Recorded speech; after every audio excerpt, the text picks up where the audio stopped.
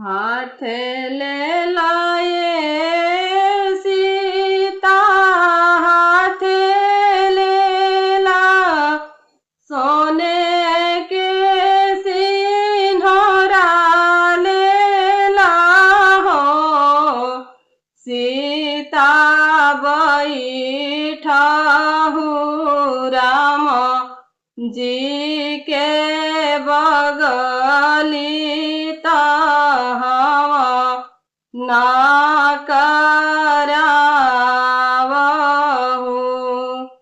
सीता बैठा हूँ राम जी के बगली तहवा ना करावहु।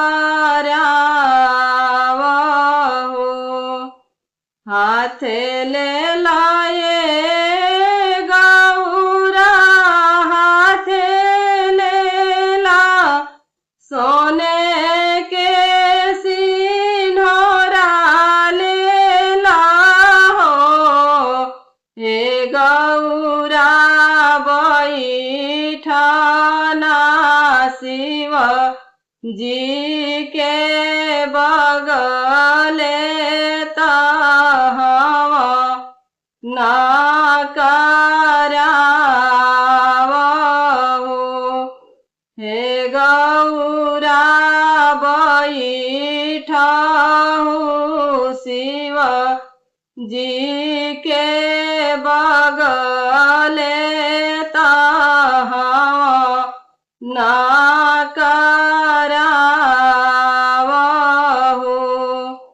हाथ ले लाए राधा, हाथ ले ला सोने के सिंघोरा ले ला हो। हे राधा बैठा कान्हैया जी के बगले तहवा ना करावहु। हे राधा बैठा कान्हैया जी के बगले तहवा ना करावहु।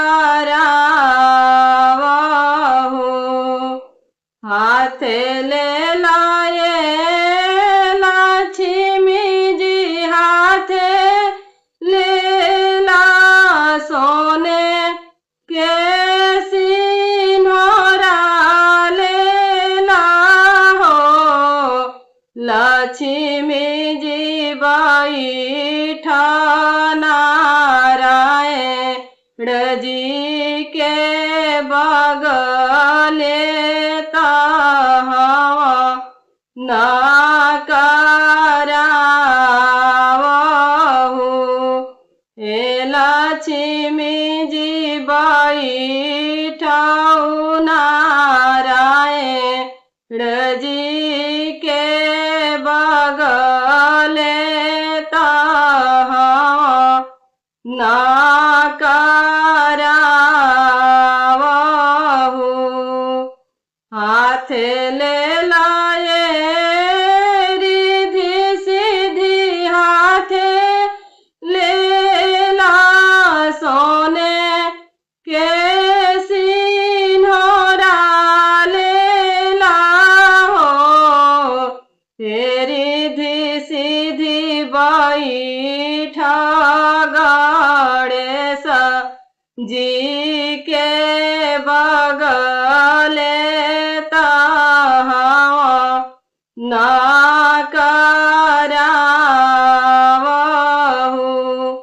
हे रिद्धि सिद्धि बैठा गणेश जी के बगले तहवा ना करावहु। ये हवन गीत है। अब ये पूरे देवी देवता लोग का नाम लेने के बाद से घर के जो परिवार के जो लोग होते हैं सब आदमी औरत लोग का नाम लेके गाया जाता है। गीत आप लोग को अच्छा लगे तो लाइक कमेंट करिएगा, वीडियो को शेयर भी कीजिएगा।